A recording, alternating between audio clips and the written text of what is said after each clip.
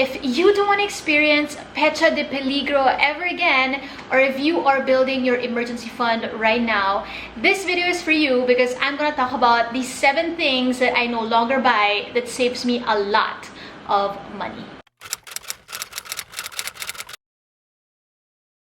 What's up guys, it's Nick. Welcome back to my channel where I empower you to take on adulting like a boss. So I know how it feels like when you just got your salary and then anyare, where the hell did it go? If you are in the journey of trying to become more mindful of your purchases, then make sure you subscribe to this channel and let's get into those things I no longer buy. First thing is I've completely stopped buying clothes and shoes. I mean, it's obvious right now with the whole COVID situation, you kind of don't need to buy that much clothes anymore because you barely go out. And by the way, if you notice in my videos, if I'm wearing the same thing, I don't care because at the end of the day, I have something to wear and I don't need to keep changing up what I'm wearing. And even when it came to workout clothes, I have enough workout clothes to last me for a week or even 2 weeks. For the females out there, I know how it feels like that it's kind of difficult to just stop buying clothes and shoes because you want variety. What I realized is that ignorance is bliss. I just don't go into stores anymore. I don't scroll a lot on like online shops anymore because when you just don't see them, you just lose track of them and forget about them. You'll never be contented until you say that you are, until you feel that you are, because there will always be endless options out there. So it saves you a lot of space.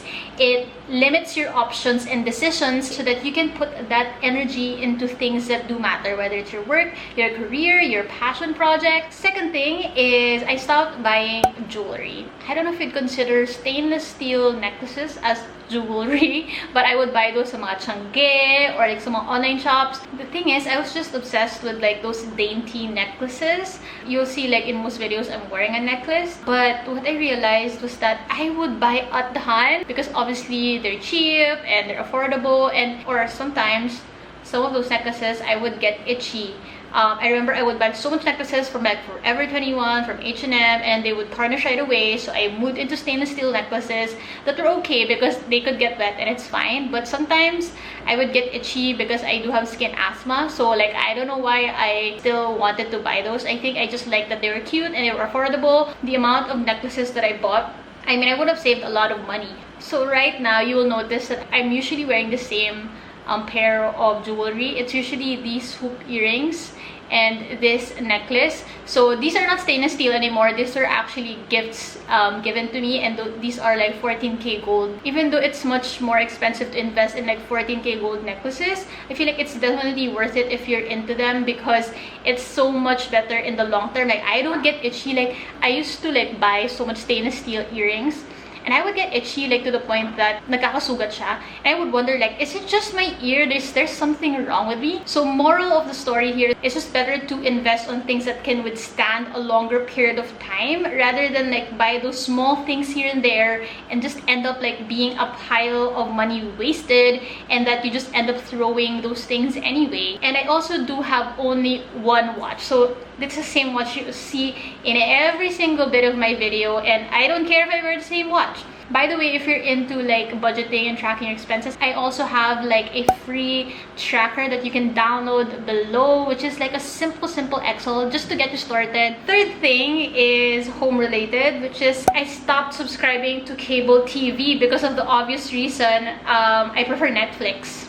I used to avail of cable TV and I realized that I don't really watch that much cable anyway, or if I do want to watch something for cable, I can just search it on YouTube, but it's very rare. Netflix also saves you a lot of money if you do it strategically. So I used to buy Netflix for just myself before, and I realized like, wait, if I get, I think, the family package or something, like 4 people, if you divide that cost into 4 people, I'm gonna pay so much less. So when I made the computation, I talked to my parents and I talked to my boyfriend. So I said like, okay, let's pay for this Netflix package for the 4 of us because it's so much cheaper if you just divide the family package into 4 rather than if you buy it individually or just for 2 people. So we were able to cut that deal. It's way cheaper than buying cable TV. Plus, I have much more variations on what I want to watch. So the 4th thing I stopped buying is home decor. If you watch my condo tour or if you watch like my organization tips for a condo, I do like decorating the condo, and I was so into finding different inspiration for decorations and everything. You just feel like there's always something missing, there's something you want to change, something you want to add, and you really have to decide for yourself when you need to stop, because I also don't want the place to be so magulo and ang daming gamit everywhere. So every single thing, every single bit that I have in a condo is like, I know that it serves a purpose for something. And I think you just reach a point where you need to decide for yourself that I'm contented, I'm fine with everything, how everything looks like. The 5th thing is, you'll be surprised, but I stopped buying physical planners. If you are legit, you know that I posted a video about how I set my goals with my planner. I have enjoyed using a planner, like a physical planner in the past, where everything is dated and where everything is just very structured and everything. But right now, I realized that it would save me a lot of money if, number one, if I just use existing notebooks that I already have. And second, I actually enjoyed bullet journaling more. And now I'm actually trying to keep track of my tasks digitally. So everything, like my reminders, my events, like it can be accessed through my laptop or my phone. It's just easier because I don't need a separate thing with me. Plus, it saves me a lot of money because I used to buy like so much planners. I'm just trying to do it more digitally now. So let me know like how you guys do your own planning system. Like, do you use like your phone? Do you have a separate planner? Like, give me some ideas. Let me know in the comments below. Now, 6th thing is that I've stopped buying bags. So I used to be the person where I just wanted to change up my bag depending on my mood or depending on what I'm wearing. But now I really stuck to just 2 small casual bags and 1 work bag. Yeah, I think I've been using the same bag in my what's in my work bag video, and also like the 2 casual bags I have, like those were investments, but I've been using it so much. Again, rather than you buying like the seemingly affordable bags, I really prefer saving up and investing on a good sturdy bag for the long term, because if you pile up those affordable bags that you bought that,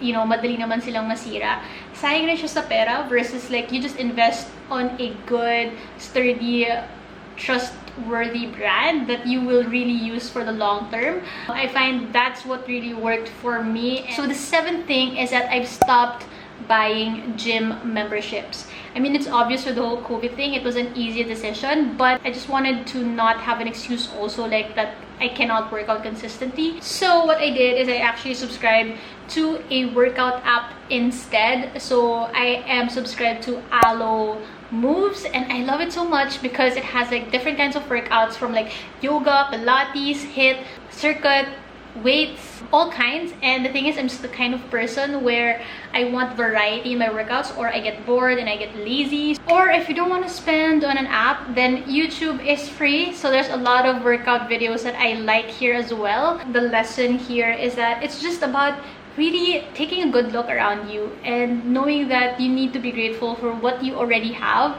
and then you ask yourself the right questions before you make a purchase. You know, maybe it's a big purchase now, but you know that in the long term it's worth the investment because it's going to be like a sturdy item, or it's going to be an investment for your own health or your own growth and development. So it's not about getting sucked in with those small impulse purchases, if you know what I mean. I get that. I've been there. Taking a pause and just knowing that each purchase can go into something that would add more value to your life, whether it's like your emergency fund, your savings, or maybe just that peace of mind that you don't have debt, that you have cushion at the end of the day. So that is why I created that expense tracker for you. It's there to guide you, which you can easily download below. It's for free. This is the format I've been using for years. And the thing is, I just didn't want to overcomplicate it, because when you overcomplicate it, you eventually get lazy to do it and you just forget about it. So I hope that really helps you out just like it helped me out. And to keep you inspired in your personal finance journey, make sure you check out this video where I talk about the best investments and purchases that I made in my 20s. and I will see you there.